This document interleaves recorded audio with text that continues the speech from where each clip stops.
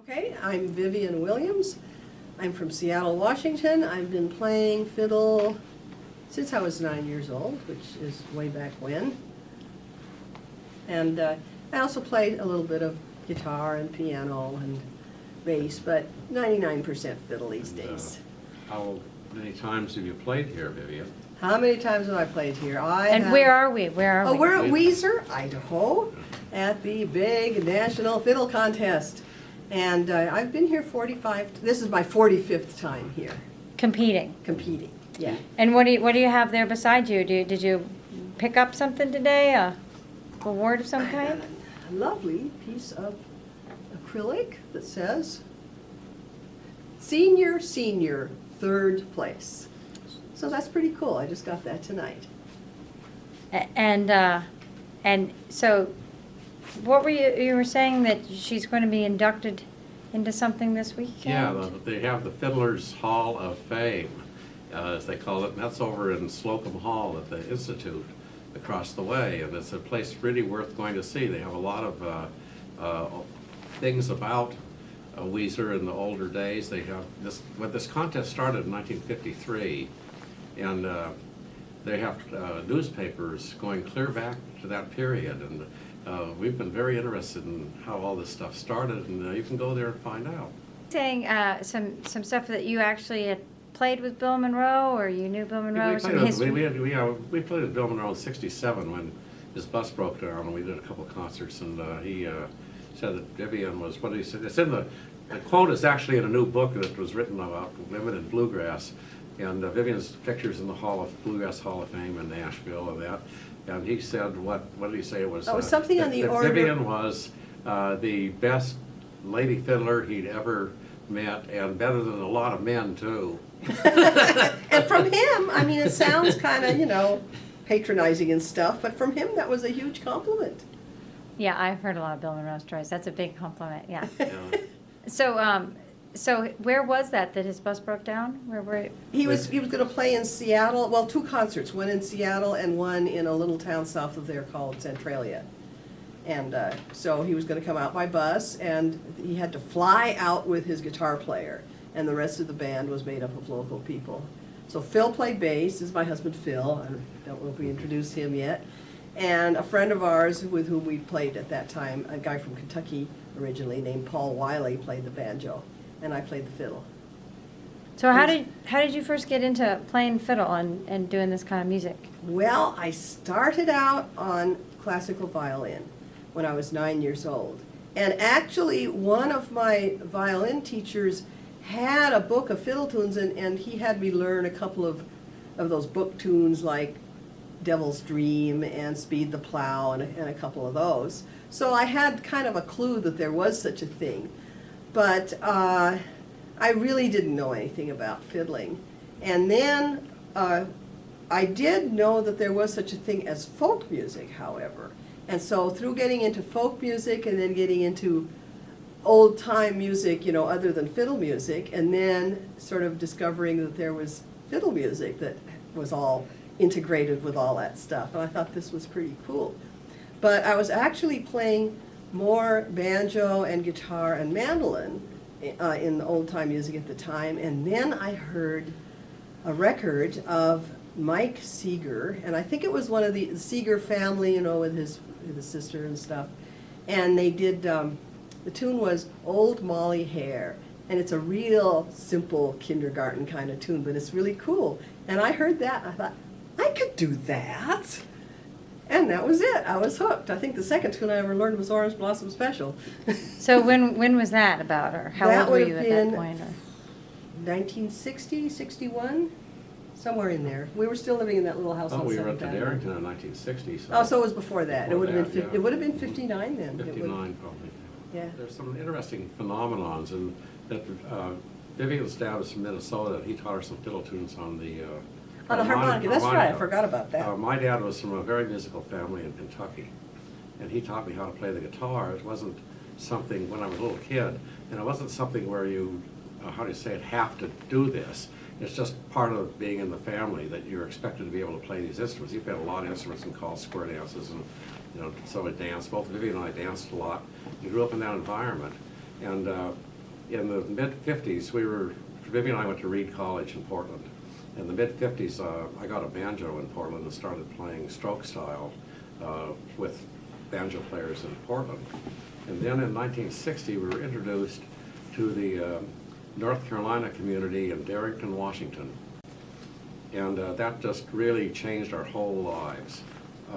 They took us in. I learned bluegrass banjo, North Carolina style.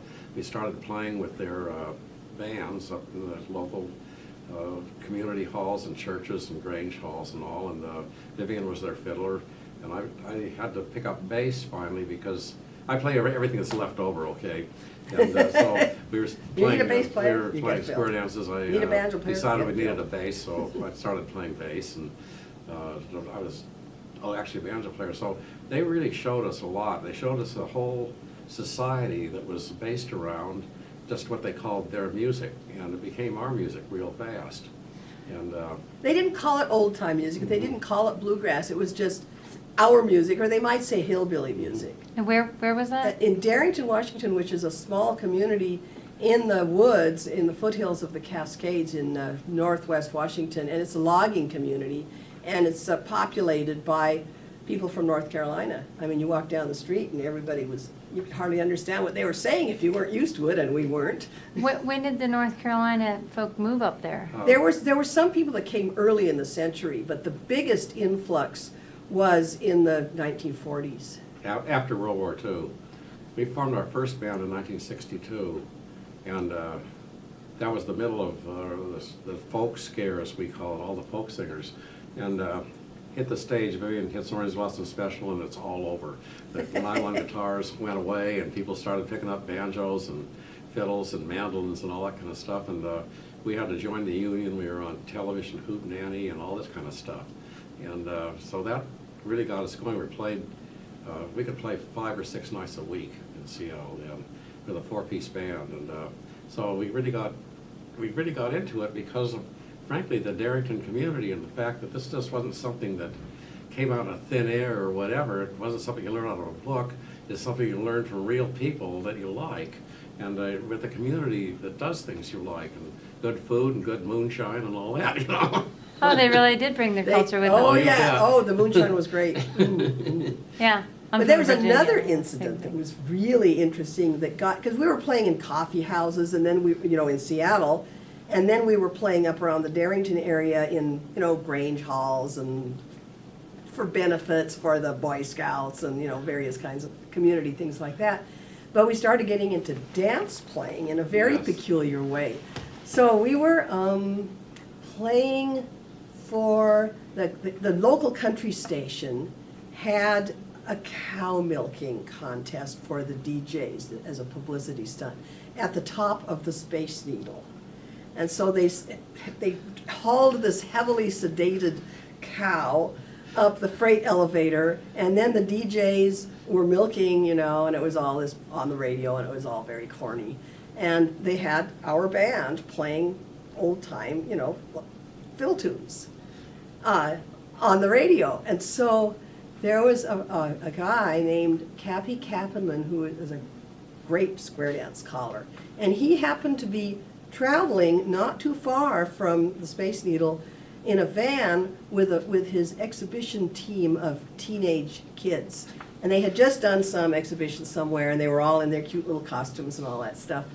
And so he knew the DJs at the country music radio station, and so he drove the van over there, went up the elevator to the Space Needle, and they opened the elevator door, and the kids came out and just started dancing to our music. And the MC. And the guy that was emceeing the the radio show knew Cappy, and so he just handed him the mic, and Cappy started calling square dances, and these kids were dancing, and we were playing, and that was what got us into playing for dancing for the first time.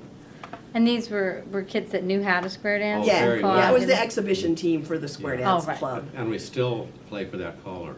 Yeah, we're still playing for him. Over 50 years now. Although the square dance clubs are kind of in decline, but it's still going on. He still knows how to call a good dance.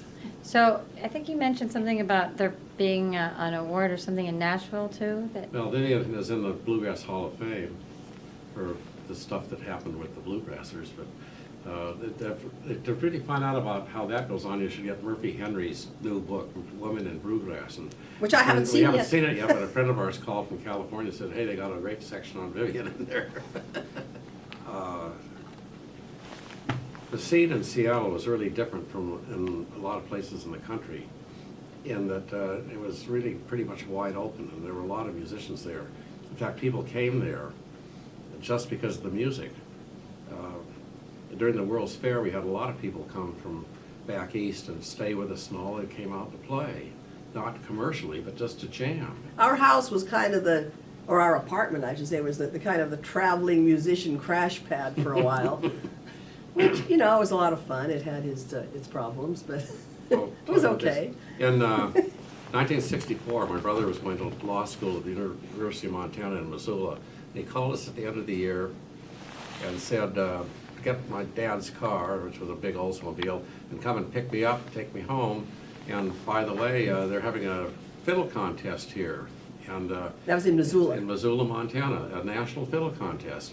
And he said he was playing with a really good fiddler in a bar down in town in Missoula. They'd been playing for months with him. He said, we got to hear this guy. And that was Jimmy Widner. And so we went back there in '64 and walked into the hospitality center, and there was Texas Shorty, fiddlers from Idaho and Oregon. Yeah. And it was just a great scene. That's really what got us into it. And then we found out about the Weezer contest and came here in '65. Yeah. So the Montana contest was the week before the Weezer contest in 1964, but you know, we couldn't go to the Weezer one, but that's where we first heard about it. So actually we wished we could have gone, but we couldn't. So did you guys ever travel all around the country with this stuff, or did you No, ever? mostly regionally. We went to Bean Blossom one year, and what's our biggest? Well, we went to the tour. A we were big at tour of Western the Washington. National Folk Festival in '72, Oh, that's representing right. the Pacific Northwest Okay. with Benny Thomas and Benny and Vivian and I.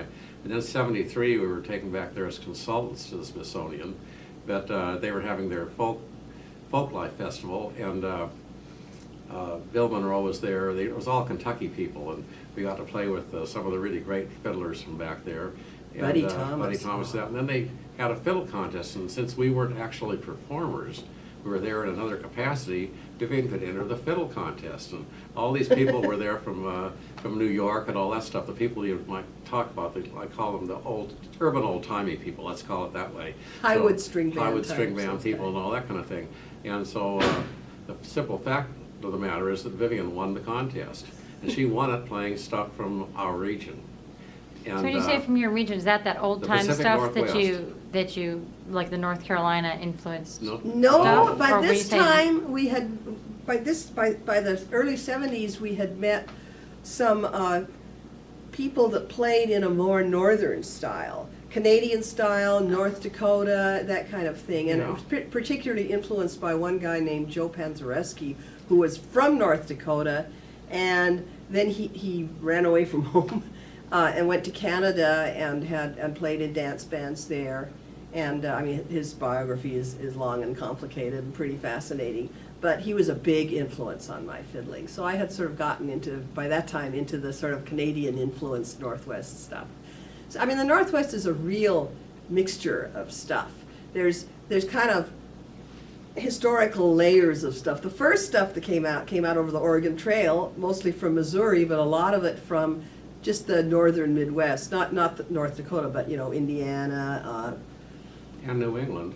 a bunch of people from New England also. So it was kind of northeast and north and central Midwest stuff. And then in the 1880s, there was a huge influx of Scandinavians. And so there's a lot of people that play their tunes and don't even know that they're Scandinavian tunes. They're just some, you know, a waltz that Grandpa and everybody else played. And then around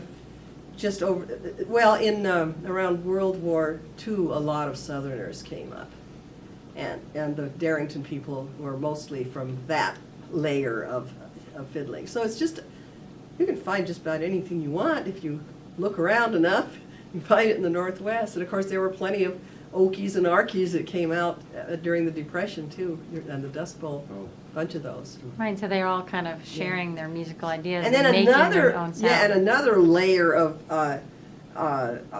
Scandinavian stuff was people from North Dakota who had come over from Norway and other Scandinavian countries and discovered that the farming was not all as great as the railroads who, you know, were trying to entice them over as they had led them to believe, and so they just gave up there and came out to the Northwest, and that's late 19th century also.